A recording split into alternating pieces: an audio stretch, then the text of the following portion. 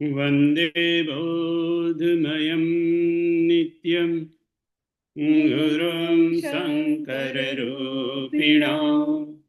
યમાશ્રિતો હિ વક્રોऽપી ચંદ્રઃ સર્વત્ર વંદ્યતે વંદે કૃપા સિંધુ નરરૂપ હરિ મહત્તમ પુણ્ય જાસુ બચન રવિ કરનિકર જાસુ બચન રવિ કરનિકર. બધાને જય સિયારામ, પ્રણામ. Good job matching couple.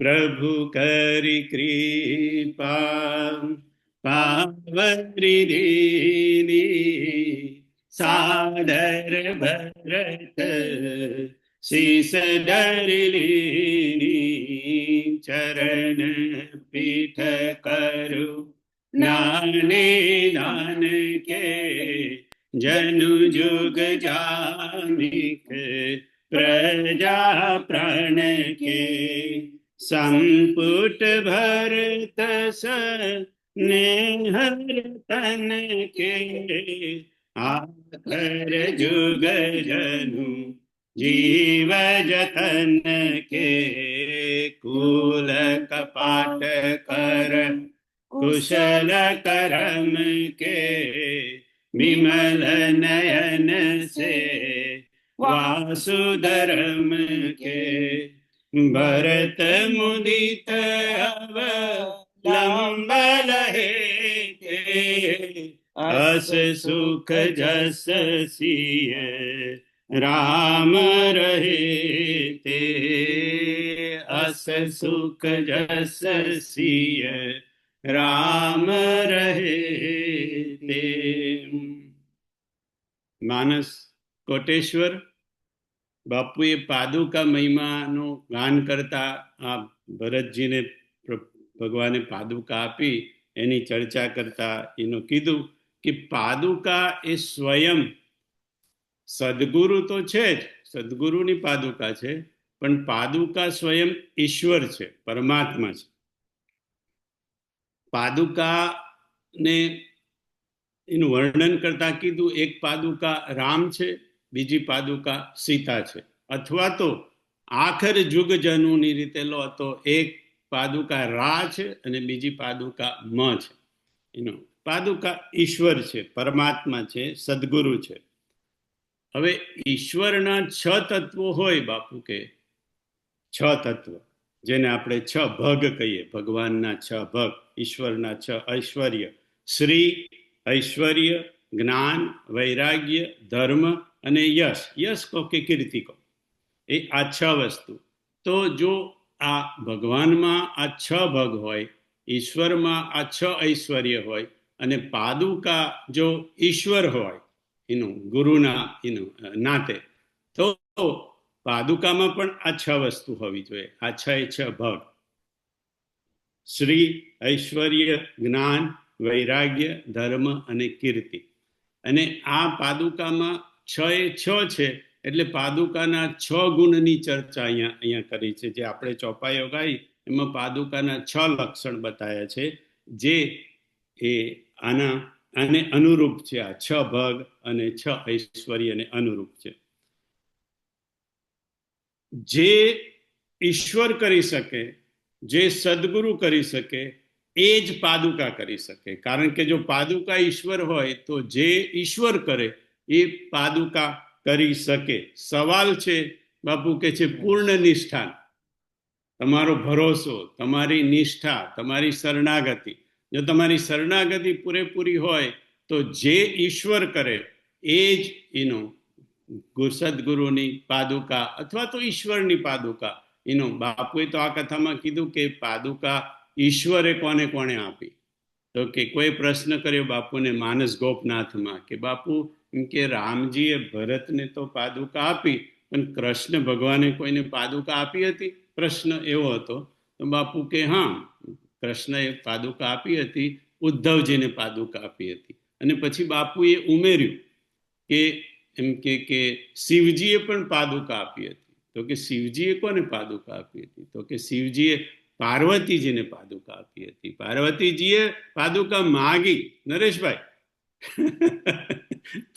તમને મેં યાદ કર્યા કે પાર્વતીએ પાદુકા માગી શિવજી પાસે. તો શિવજી કહે છે કેમ તમારે દેવી પાદુકાની શી જરૂર છે? તો કે ભગવાન તમે 87,000 વર્ષ સુધી સમાધિમાં જતા રહો છો, ક્યારેક ક્યારેક આમ બાજુ ફરવા નીકળી જાઓ છો, ક્યાં જાઓ છો ક્યાં નહીં, ક્યારેક કહેતાય નથી કે ક્યાં ગયા. હું એકલી અહીંયા કૈલાસમાં, તો મારે કંઈક સહારો તો જોઈએ ને, એટલે મારા સહારા માટે તમે મને પાદુકા આપો. અને બાપુ કહે છે કે શિવજીએ આપી પાદુકા પાર્વતીજીને.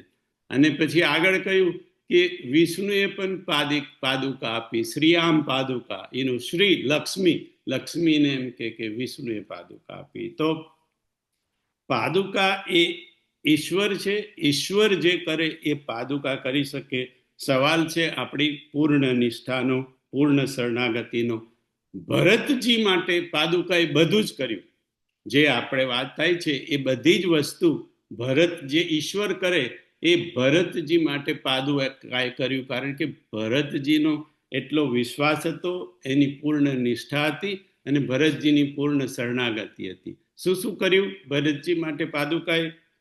બીનુ પદ ચલઈ સુનઈ બીનુ ખાના, કર બીનુ કરમ કરે બીના, આનન રહિત સકલ રસ ભોગી, બીનુ બાની બક તાબડ જોગી, તન બીનુ પરસ નયન બીનુ દેખા, ગ્રહી ગ્રાન બીનુ બાસ અશેષા, અસી સબ ભાતિ અલૌકિક કરની, મહિમા જાસુ જાય નહીં બરની,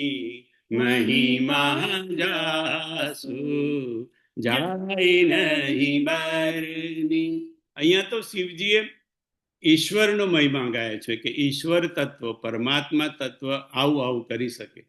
પણ મેં બાપુએ કહ્યું કે પાદુકા પણ આ બધું કરી શકે જે ઈશ્વર. બીનું પદ ચલઈ સુનઈ બીનું કાના. પાદુકા વગર કાને ભરતજીનું સાંભળતી હતી. ભરતજી માગી આયસુ રાજ કરત, આયસુ માગીને રાજ કરતા હતા.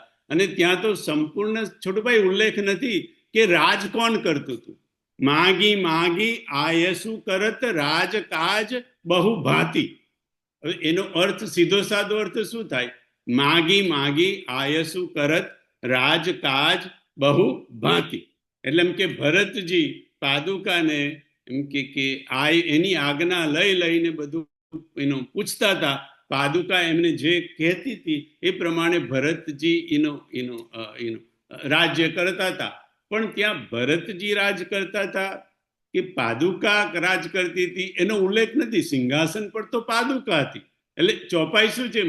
માગી આયસુ કરત રાજકાજ બહુ ભાતી. રાજકાજ તો છોડું ભાઈ પાદુકા કરતી હતી, ભરતજી નતા કરતા. ભરતજીએ તો પાદુકા સિંહાસન પર બેઠા. સિંહાસન પ્રભુ પાદુકા બેઠા રે નિરૂપાધી.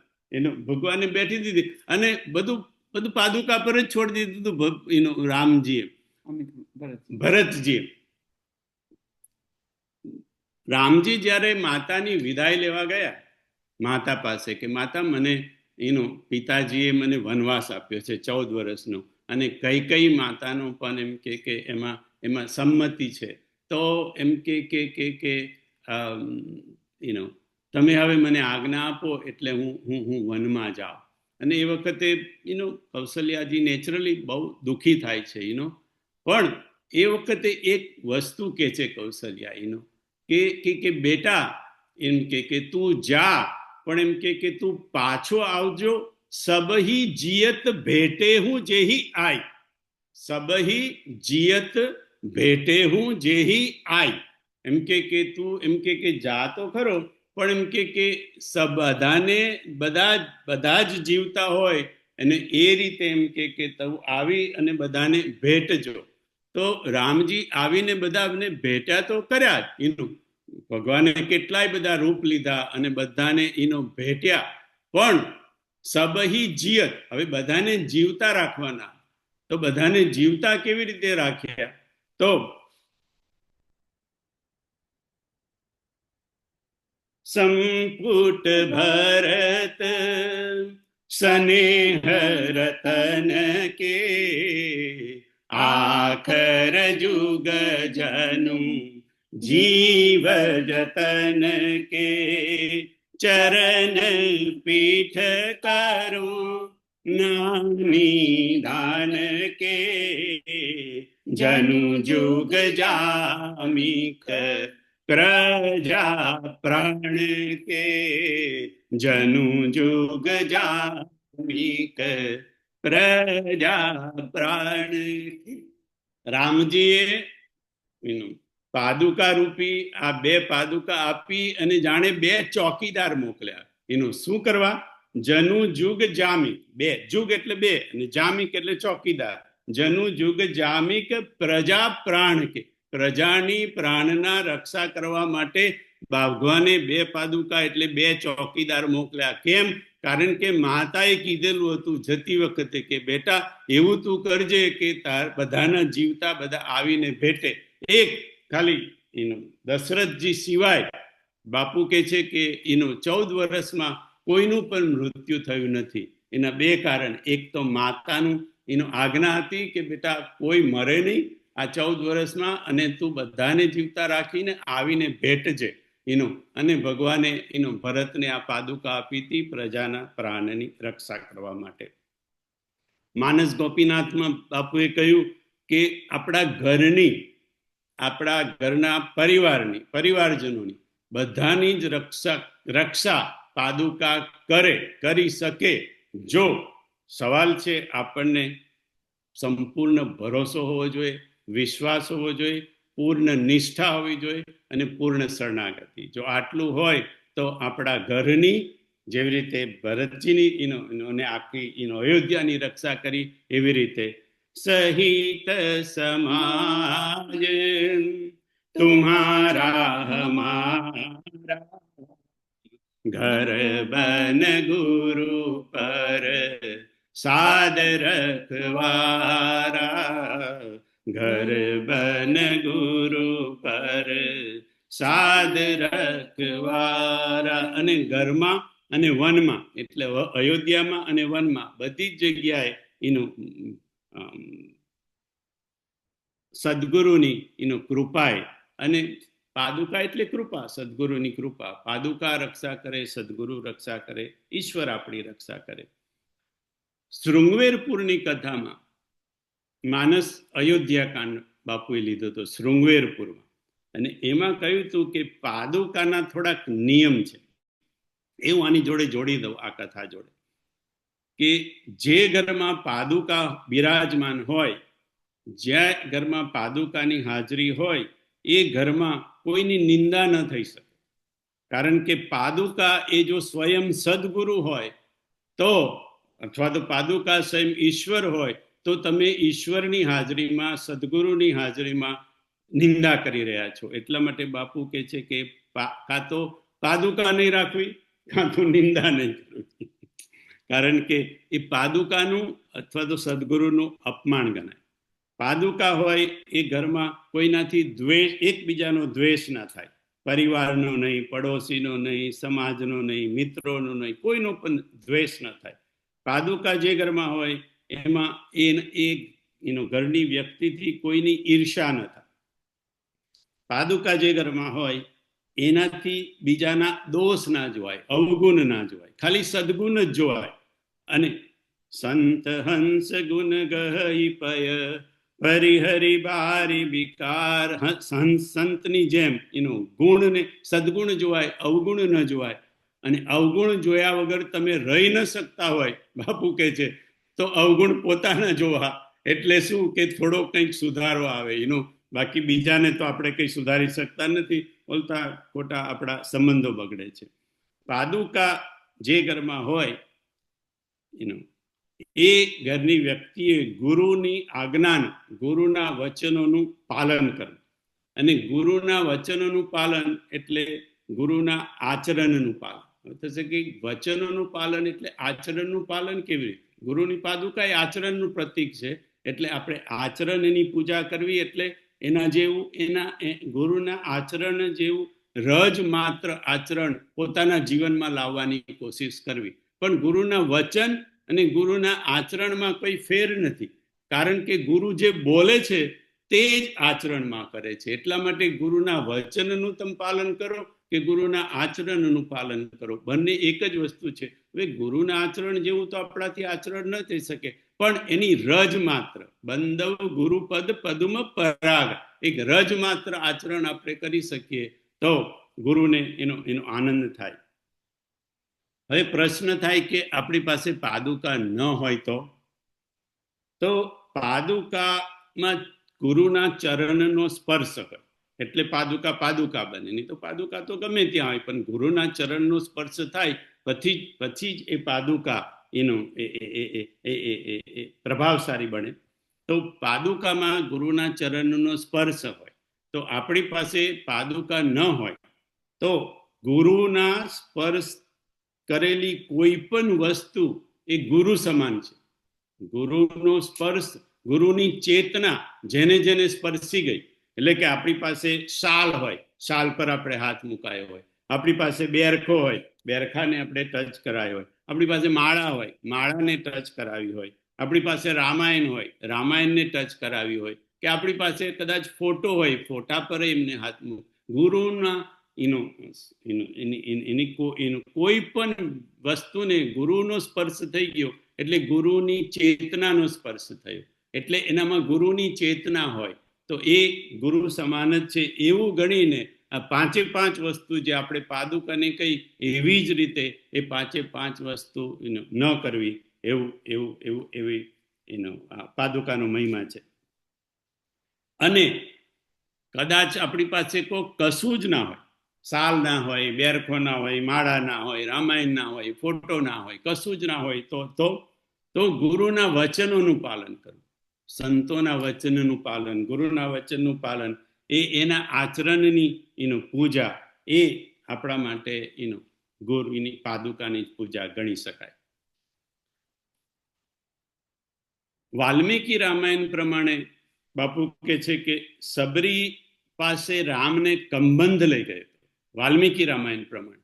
હવે તુલસી રામાયણમાં, તુલસીકૃત રામાયણમાં માનસ, ભૂસુંડી રામાયણમાં તો એવું લખ્યું છે, પુની પ્રભુ ગીત ક્રિયા જીમિકીની બધી કબંધ સબરી ગતિ દીની, બધી કબંધ સબરી ગતિ દીની, કે કંબંધનો વધ કર્યો અને પછી ભગવાન સબરી પાસે ગયા અને પછી સબરીનો ઉદ્ધાર કર્યો, એવું રામચરિત માનસમાં છે.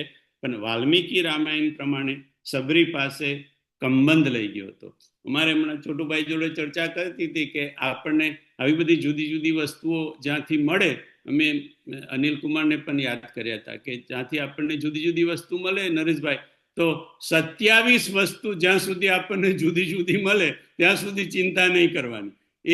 એક કલ્પમાં કંબંધને મારીને ભગવાન સબરી પાસે ગયા હશે અને બીજા કલ્પમાં કંબંધ ભગવાનને સબરી પાસે લઈ ગયો હશે. એનું મૂળ એટલું યાદ રાખવાનું કે ભગવાન કંબંધ નહીં મળ્યા હતા અને ભગવાન સબરી નહીં મળ્યા હતા, બસ એટલું મૂળ આપણે એનું યાદ રાખવાનું.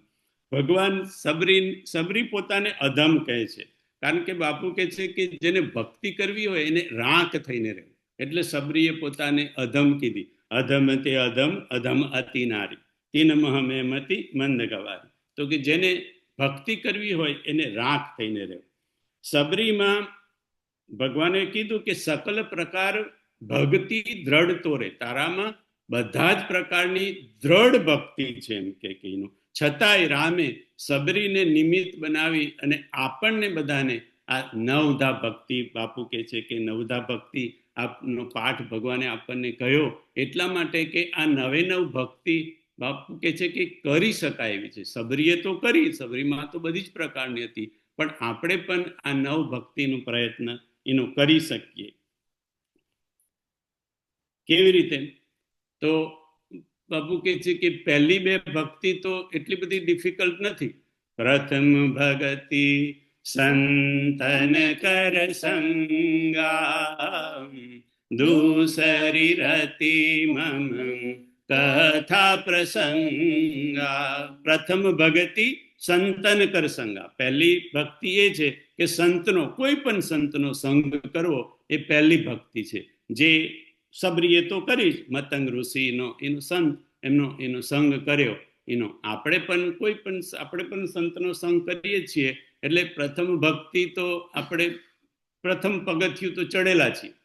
પછી બીજી દૂસરી રતિ મમ કથા પ્રસંગા. બીજી ભક્તિ છે કે ભગવાનની કથા સાંભળવી. આપણે બધા જ કથા સાંભળીએ છીએ.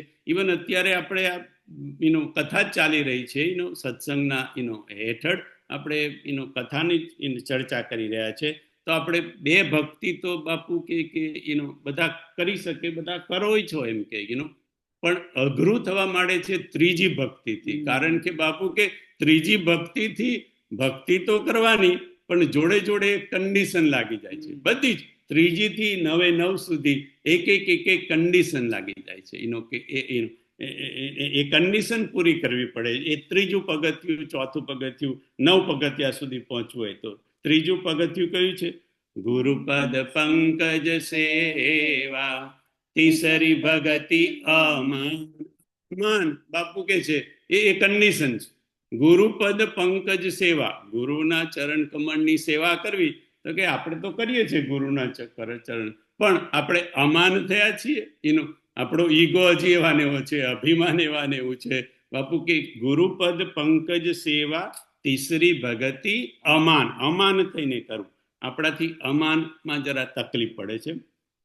ચોથી, અને સબરીએ તો કરી, સબરીએ તો મતંગ ઋષિની સેવા કરી અને અમાન થઈને કરી. અમાન એટલે એને તો એટલું પણ નહોતું જોઈતું કે સબરીને કે મેં કરી, કારણ કે એ તો બધું એના માટે મતંગ ઋષિ માટે બધું સાફ કરી અને રાત્રે મળસ કે સાફ કરીને ઝાડ પર જતી રહેતી હતી કે મને જોઈ ના જાય ઋષિ, એટલા માટે એટલે એને તો કંઈ માનની પડેલી નથી કે મેં કર્યું એવું.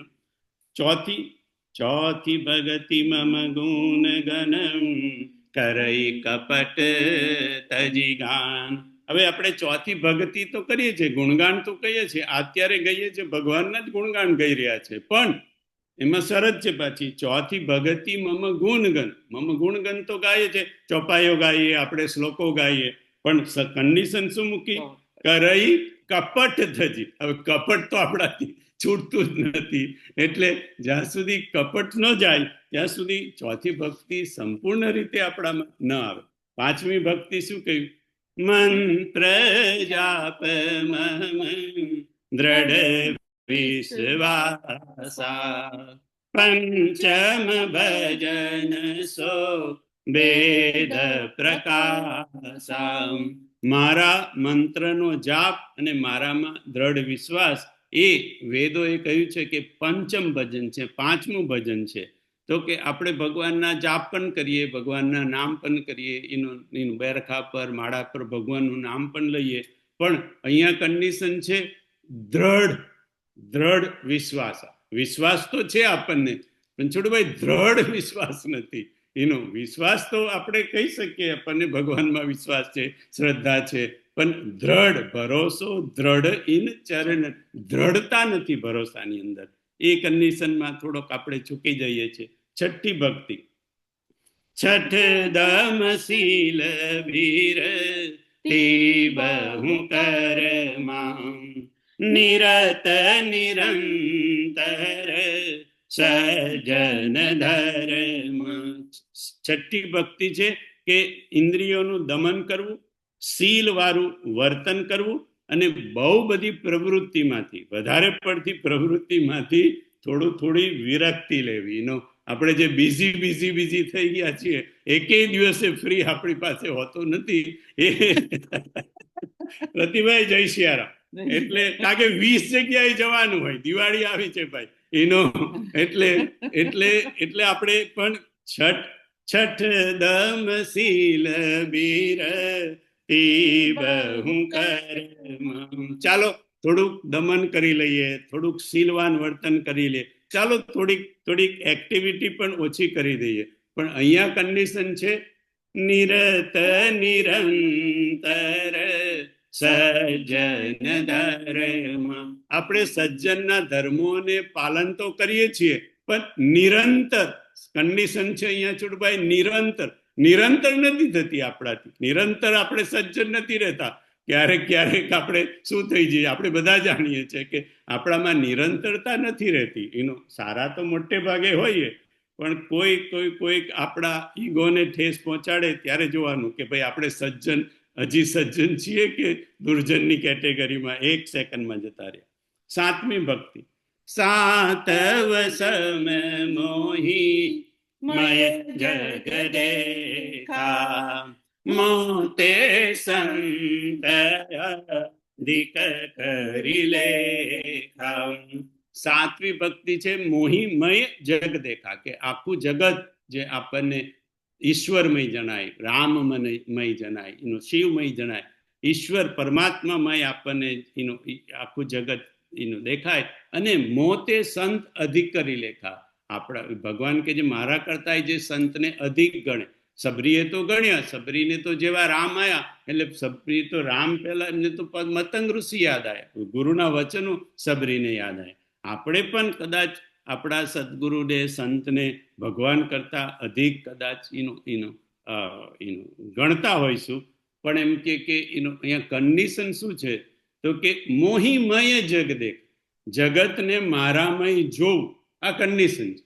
હવે આપણે જગતને જો મારામય જોતા હોય તો આપણો ઈર્ષા, નિંદા, દ્વેષ કશું રહે જ નહીં. આપણે ચોપાઈ તો ગાઈએ, સિંહ રામમય સબ જગ જાની કરું પ્રણામ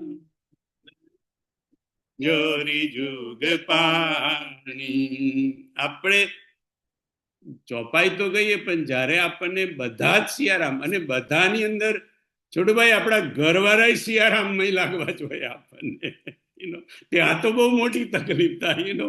આપણને ન તો ઘરવાળા સિયારામ લાગે, ન તો પરિવાર વાળા સિયારામ લાગે, ન તો પિતરાઈઓ સિયારામ લાગે. આ બધાને છોડીને આપણે બધામાં સિયારામ જોઈએ, પણ જે સાવ નજીકના છે ત્યાં જ આપણને તકલીફ છે. એટલે મોહીમય મહારાજ અને સંતને ઈંદા, જો બધાને જો આપણે સિયારામમય જોવા માંડીએ તો બાપુ કે છે કોઈની નિંદા, કોઈની ઈર્ષા અને કોઈનો દ્વેષ આપણાથી થઈ જ શકે નહીં. કારણ કે એ તો પછી એવું થાય કે આપણે તો ભગવાનનો દ્વેષ કરીએ છીએ, ભગવાનની નિંદા કરીએ છીએ, ભગવાનની ઈર્ષા કરીએ છીએ. પણ 7મું પગલું છે ને બડી દૂર નગરી. આપણે તો હવે ત્રીજા પગથિયા પર છીએ એવું આપણે માનવાનું. જે લોકો 9મા પર તમારામાંથી પહોંચી ગયા હોય એમને મુબારક, અમારી રાહ જોજો, ધીરે રહીને આવીએ છીએ અમે. 8મી ભક્તિ. આઠવ જથા લાભ સંતોષા સપને હું નહીં રે કઈ પરદોષા. 8મી ભક્તિ છે જથા લાભ સંતોષા. જે લાભ આપણને મળ્યો, જે લાભ કે નુકસાન, જે કંઈક મળ્યું આપણે કર્મ કરી લેવાનું, અને કર્મ કર્યા પછી જે કંઈક મળ્યું એની અંદર આપણે સંતોષ માણો. પણ અહીંયા કન્ડિશન શું મૂકી છે ભગવાને? સપને હું નહીં દે કઈ પરદોષા. સપને હું નહીં દેખાઈ પરદોષા. મિનિટે બીજાના દોષને જોવાની ટેવ વાળા આપણે, એને સપનામાં પણ બીજાનો દોષ ન જોવો તો 8મી ભક્તિ સફળ થઈ ગઈ કહેવાય. સબરીએ ભગવાનને પૂછ્યું કે ભગવાન ઉભારો, આ તમે કીધું કે સપને હું નહીં દેખાઈ પરદોષા, તો એમ કે હું દિવસે તો કોઈના સપના કોઈનો દોષ નહીં જોઉં, પણ આ સપનામાં તો આપણો કંટ્રોલ જ નથી. સપનામાં તો આપણને વાઘય આવે, સપનામાં સિંહ આવે, સપનામાં લાલીઓ આવે અને કાળીઓ આવે. એટલે સપનામાં તો હું આવે, આપણી પર ક્યાં કંટ્રોલ છે સપનામાં? રામજી કે છે કે સબરી એમ કે જેને દિવસમાં કોઈનો દોષ જણાય નહીં, એને સપનામાં ક્યારેય એમ કે કોઈનો દોષ જણાય નહીં. કારણ કે દિવસ દરમિયાન જે આપણે જોઈએ છીએ, જે વિચારીએ છીએ, જેનું ચિંતન કરીએ છીએ, એ જ બધું આપણને રાતે આવે છે. તો આપણે થાય કે પણ અમને તો હમણાં કઈ સિંહનો કે વાઘનો કઈ ચિંતન નતું કર્યું અને અમને સિંહ ને વાઘ કેમ દેખાય છે? પણ છોટુભાઈ જન્મો જન્મારાનું ચિત્ત પર જે છોપાઈ ગયેલું ને એ બધું દેખાય છે આપણને. ચિત્ર મૂવીમાં જોયો હોય વાઘ આવતો તો તે છપાઈ ગયું હોય, અને મૂવીનું તો તરત છપાઈ જાય. ચોપાઈ તો યાદ રહે કે ના રહે, ગીતાના શ્લોકો યાદ રહે કે ના રહે, પણ ચલચિત્રનું તો તરત જ છપાઈ જાય. તો ચલચિત્રનો વાઘ આવ્યો હશે.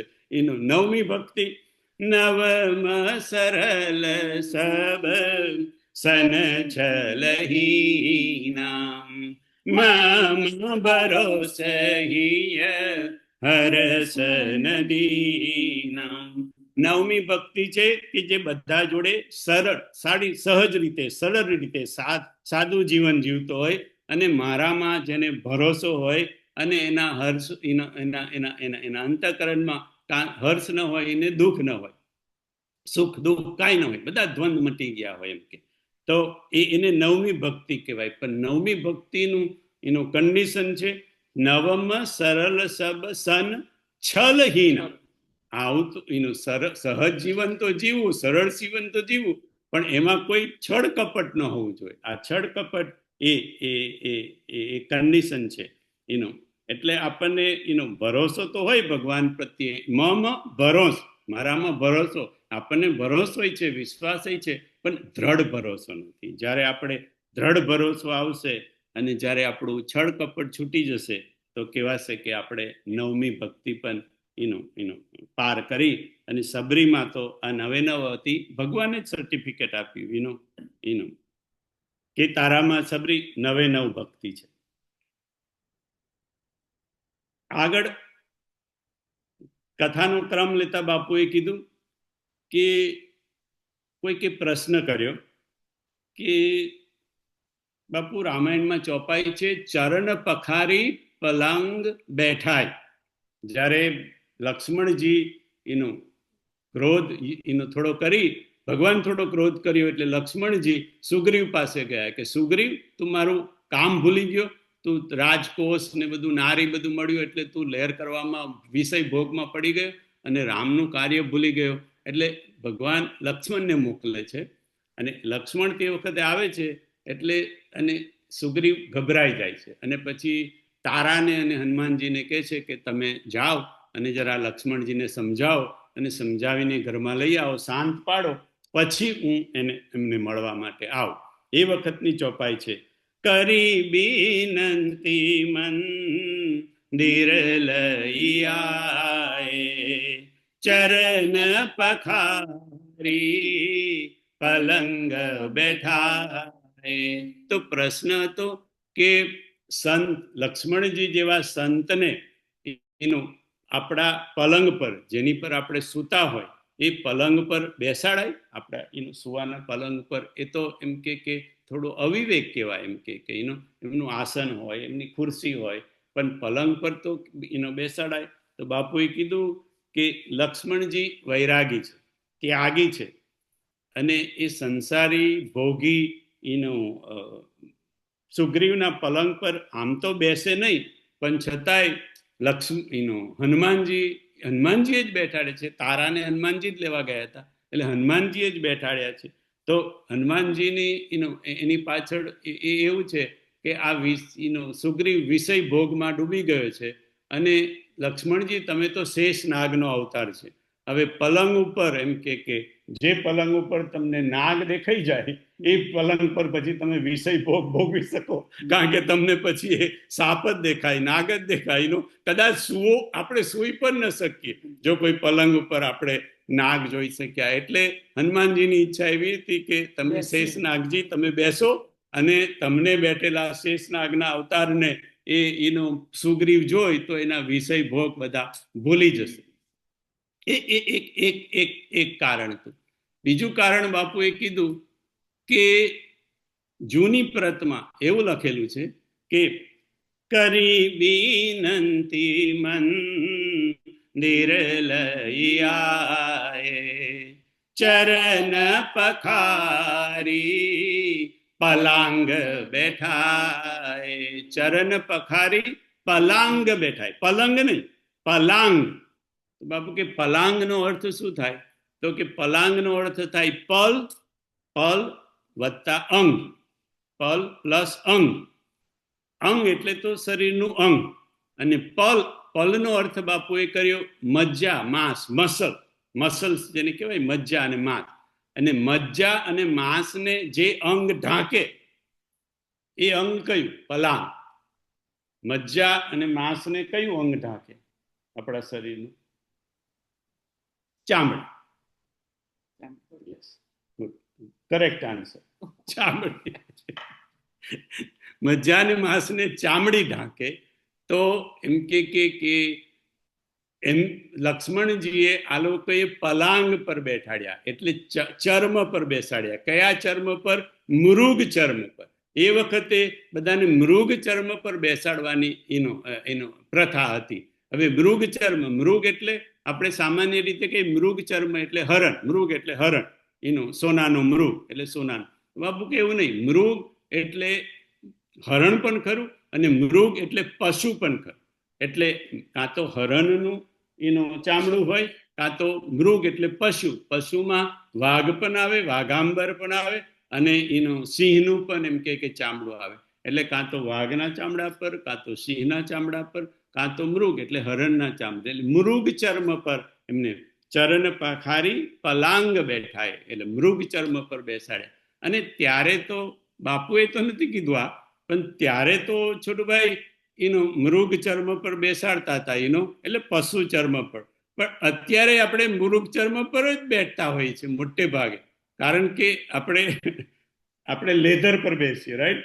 લેધરની ચેર હોય, લેધરની ખુરશી હોય, લેધરની સીટ હોય, લેધરના સોફા હોય, લેધરનું પર્સ હોય, લેધર જ હોય. હવે એ વાત બરાબર કે લેધર એનું ચામડાનું પણ હોય પશુના, અને લેધર આવે તો સિન્થેટિક એનો પણ થઈ ગયા. પણ વધારે કિંમત, વધારે મોંઘું, મોટા મોટા ઘરોમાં પ્યોર લેધર જેને કહેવાય એનું, એની પર. એટલે ત્યારે હમણાં સોફા પર બેસીએ છીએ આપણે, એટલે ત્યાં મૃગ ચર્મ પર બેસાડતા હતા.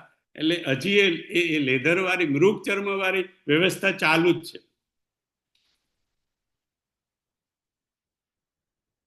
આગળ માનસની કથામાં કહેતા એનું, હવે આ છેલ્લો દિવસ છે, 9મો દિવસ છે, એટલે આગળ કથા કહેતા બાપુ કથાનો ક્રમ બધો લીધો, એની આ બધી વાતો છે.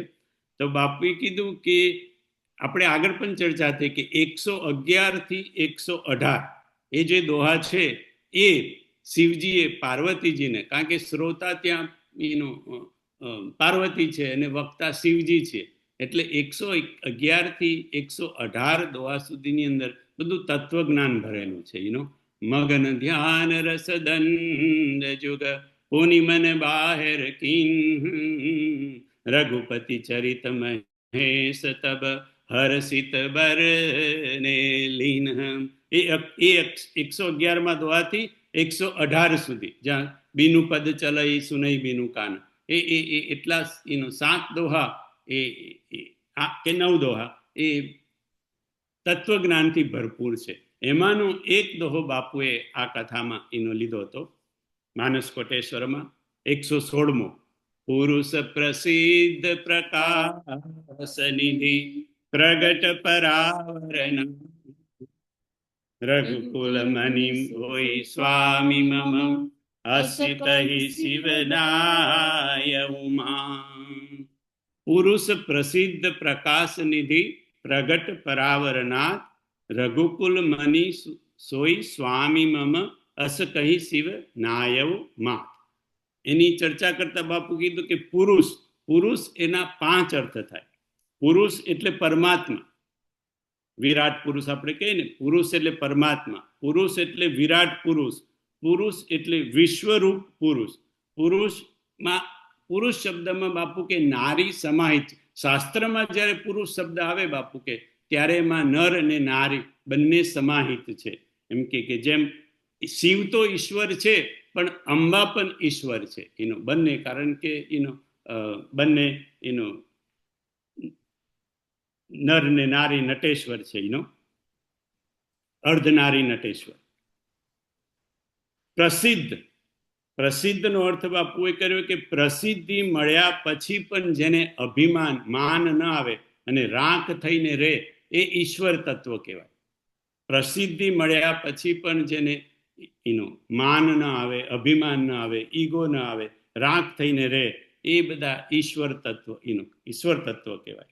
પ્રકાશ નિધિનો અર્થ કર્યો કે જે પ્રકાશનો, નિધિ એટલે ખજાનો, જે પ્રકાશનો ખજાનો છે એનો ઈશ્વર એ પ્રકાશનો ખજાનો છે. અને એની ચોપાઈ પણ એ જ દોહા એ 111 થી 118 છે. વિષય કરણ સુર જીવ સમેતા સકલ એક તે એક સચેતા સબ કર પરમ પ્રકાશક જોઈ રામ અવધપતિ સોઈ. જે સ્વયં પ્રકાશિત છે અને જે વિષયોને, ઇન્દ્રિયોને, દેવતાઓને, જીવને બધાને પ્રકાશિત કરે છે. પ્રગટ, પ્રગટ એટલે પ્રગટનો અર્થ કર્યો કે પ્રગટ જે આપણને દેખાય છે એ આખું ઈશ્વર તત્વ છે. પ્રગટ એટલે આપણે આંખોથી જેટલું જેટલું આપણને દેખાય છે બાપુ કે એ બધું ઈશ્વર એનો તત્વ છે, કારણ કે ઈશ્વર જ જગત બન્યો છે. સિયારામમય સબ જગ જાની કરહું પ્રણામ જોરી જુગ પાની. જેવી રીતે નરસિંહ મહેતાએ કહ્યું, ઘાટ ઘડિયા પછી નામ રૂપ જૂજવા અંતે તો હેમનું હેમ હોય. તો હેમ શું છે? તો કે આ હેમ એ ઈશ્વર તત્વ છે એનું. એટલે જેને આપણે આત્મા કહો, પરમાત્મા કહો, આત્મા પરમાત્માનો ટુકડો, પણ એ હેમ એ આત્મા તત્વ, પરમાત્મા તત્વ છે. પછી આગળ કીધું પરાવર. પરાવર એટલે કે જે ત્રણ વસ્તુથી પર છે, માયાથી પર, જીવથી પર અને જગતથી પર, એ ઈશ્વર તત્વ કહેવાય. હવે તમે વિચાર, તમે કહેશો કે હમણાં તો તમે કીધું કે ઈશ્વર જગતમય છે, અને હવે પરાવરમાં કીધું કે પરાવર એટલે જે ત્રણ વસ્તુથી પર છે, માયાથી પર છે, જીવથી પર છે અને જગતથી પર છે. તો જગતથી પર કેવી રીતે થયું? હમણાં તો કીધું કે ઈશ્વર જ જગત બન્યો છે, અને હવે કહો છો કે પરાવર એટલે જગતથી પણ પર છે. પણ બાપુ કહે છે કે જગત ઈશ્વરે બનાવ્યું છે, ઈશ્વર જ જગત થયો છે, પણ જગત બનાવવા માટે ઈશ્વરે માયાની સહાય લીધી છે અને મોહની સહાય લીધી છે. માયા પ્રકૃતિ, પ્રકૃતિની સહાય લીધી અને મોહની સહાય લીધી. એનું જાસુ સત્યતા તે જડ માયા ભાસ સત્ય ઇવ મોહ સહાયા. જગત આપણને બાપુ કે સત્ય એટલા માટે લાગે છે કે ઈશ્વર સત્ય છે, અને ઈશ્વરની સત્યતા એટલી પાવરફુલ છે કે ઈશ્વરનું બનાવેલું જગત એનું માયા દ્વારા, માયા તો અસત્ય છે, જૂઠી છે, એનું બનાવટી છે, પણ ભગવાનની સત્યતાને લીધે એનું અસત્ય માયાથી બનાવેલું જગત પણ આપણને સત્ય લાગે છે, કારણ કે ભગવાનનું સત્યનો એને સ્પર્શ થયેલો છે. એટલા માટે જાસુ સત્યતા તે જડ માયા ભાસ સત્ય ઇવ મોહ સહાયા. એટલે જગત આમ તો મિથ્યા કહેવાય, મિથ્યા કહ્યું છે, જગતને અસત્ય કહ્યું છે, પણ જગત મિથ્યા અને અસત્ય એ બધા શબ્દો છે એ બધા માયાને એનું લાગુ પડે છે. બાકી એનું જગત, ઈશ્વર જ જગત બન્યો છે. ખાલી ઈશ્વરે જગત બનાવવા માટે માયાની સહાય લીધી છે, મોહનું થોડોક સહાય લીધો છે, એટલા પૂરતું જગત અસત્ય છે. બાકી જગત સત્ય છે, કારણ કે ઈશ્વર જ જગત થયો છે. એટલે એહી કલિકાલન સાધન દૂજા જોગ જગ્ય જપ તપ વ્રત પૂજા રામ હી સુમીરીએ ગાઈએ રામ હી સંતત સુનિએ રામ ગુણ ગ્રામ હી સંતત સુનિએ રામ ગુણ ગ્રામ હી. માનસ કોટેશ્વરને વિરામ આપતા બાપુ કે છે કે એહી કલી કાલ અને સાધન દૂજા, આ કળિયુગમાં બીજું કોઈ સાધન કામ નહીં આવે. એનું જોગ યજ્ઞ જપ તપ વ્રત પૂજા કરવા જોઈએ બાપુ કે એનો, પણ આ બધાનું ફળ ખાલી એમ કે શ્રમ હે શ્રમ ફલની ભરોસો, આ બધાનું એનો ફળ તમને થાકી જશો એમ કે એનો, પણ કરવા જેવું હોય તો રામ હી સુમીરીએ ગાઈએ રામ હી સંતત સુનિએ રામ ગુણ ગ્રામ હી સંતત સુનિએ રામ ગુણ ગ્રામ હી. રામ ગુણ ગ્રામ એટલે રામના ગુણગાન કો, કૃષ્ણના ગુણગાન કો, શિવના ગુણગાન કો, અંબાના ગુણગાન કો, બધા જ બાપુ કે એનો પરમાત્મા તત્વ એક જ છે, જુદા તો આપણે પાડ્યા છે. એટલે રામ હી સુમીરીએ એ સત્ય છે, કારણ કે રામ સત્ય સંકલ્પ પ્રભુ, એટલે રામને નું સ્મરણ, રામનું ભજન એ સત્ય છે. ગાઈએ રામ હી એ પ્રેમ છે બાપુ કે, કારણ કે હર દિલ જો પ્યાર કરેગા वो गाना गाएगा, એટલે ગાઈએ રામ હી એટલે પ્રેમ, અને સંતત સુનિએ રામ ગુણ ગ્રામ હી જે આપણે સાંભળી રહ્યા છે અત્યારે, તો સંતત સુનિએ રામ ગુણ ગ્રામ હી એ બાપુ કે કોઈકની કરુણા, કારણ કે કોઈકને કરુણા ફૂટે ત્યારે બોલે સંતને સદગુરુને, અને કોઈકની કરુણા એટલે કોઈકની કરુણા બોલે ત્યારે આપણે સાંભળી શકીએ એમ કે નહીં તો સંતો સદગુરુ તો બધા પાર પામી ગયા હોય, એ લોકો શું કરવા આ બધી એનું એ ચર્ચા કરે, પણ એમને જ્યારે કરુણા ઉભરાય ત્યારે આની ચર્ચા કરે અને આપણને સાંભળવા માટે, એટલે એ કરુણા છે, સત્ય પ્રેમ કરુણા. અને બાપુએ કીધું કે અમે લોકો તો સાધુના બાળકો, એટલે અમને આ 3 વસ્તુ શીખવામાં આવતું, ભજલે રામ, ગાલે રામ અને સુનલે રામ. ભજલે રામ એ છે રામ હી સુમીરીએ, સત્ય, રામને ભજવું, કારણ કે રામ સત્ય છે એટલે રામને ભજવું એ સત્ય છે. ગાલે રામ, ગાવું પ્રેમ હોય ત્યારે જ ગવાય, એટલે ગાલે રામ એ પ્રેમ છે, અને સુનલે રામ એટલે કોઈની કરુણાથી સંભળાય એ કરુણા છે, એટલે સત્ય પ્રેમ કરુણા. બાપુના જીવનનો, રામચરિત માનસનો આ મેસેજ છે, સત્ય પ્રેમ અને કરુણા. આપણે આટલા બધા દિવસ બધા ભેગા થઈ અને માનસ કોટેશ્વરની ચર્ચા કરી.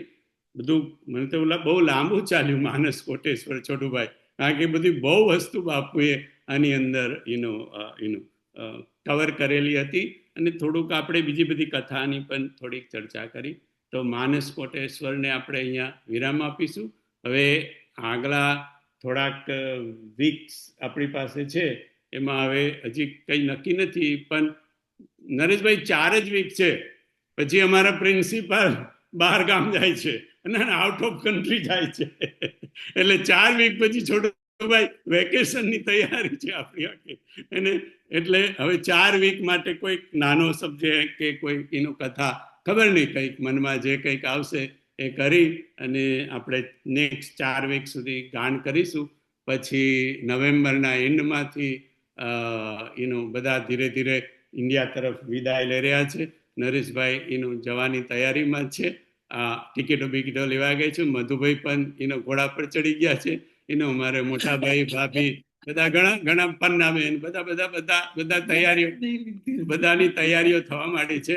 એટલે બલુભાઈ જવાના, હમણાં જ જવાના આઈ થિંક થોડા દિવસમાં, એટલે આપણા ઘણા બધા મામી ઉર્મિલા મામી એ જવાના, એટલે ઘણા બધા આપણા દિનુ મામા બધા ઘણા બધા શ્રોતાઓ, એટલે આપણે 4 વીક કોઈક પ્રસંગ લઈશું, અને પછી નવેમ્બરના એન્ડમાં આપણું વિન્ટર વેકેશન શરૂ થશે. છોટુભાઈ બધાને જય સિયારામ, પ્રણામ.